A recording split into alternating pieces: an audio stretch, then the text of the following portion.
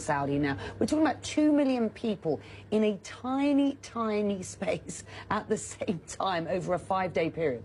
Absolutely, and it's been an extreme challenge for them. It's something that they've been hosting for 1,400 years.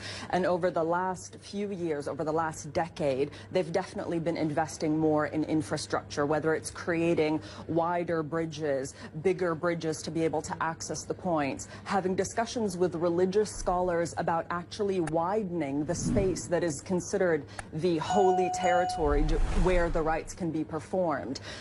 Security personnel are ever present. Tens of thousands of medical people that have been trained, up to 1,000 security cameras covering almost literally every single spot at the Hajj. And as electronic devices become more prevalent, this year, for example, they've introduced the e-bracelet for the pilgrim, so that any pilgrim can immediately be scanned and they know who they are, where they're from, where they should be staying, and what kind of medical conditions they can have. So every year they seem to be learning from the previous year, but that many people in that small a space is just bound to be a challenge. And it's the sense of the diversity. There isn't a language that isn't being spoken. There's literally people from almost every country in the world, every ethnicity.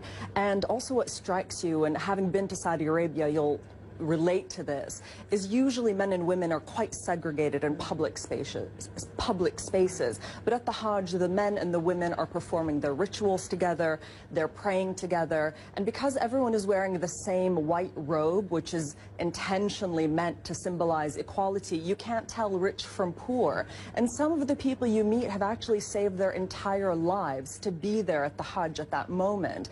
And so as journalists covering the Middle East, and this is something you definitely will be able to relate to, is we often meet people on some of the worst days of their lives, but this was a story where almost everyone you met, you were meeting on the happiest day of their life, and the tears were of tears of joy, especially today. Those pictures our viewers were just seeing from Mount Arafat, that is the spiritual climax, and you do see people really crying for joy, and that for us was quite unusual and something that you can't help but be affected by.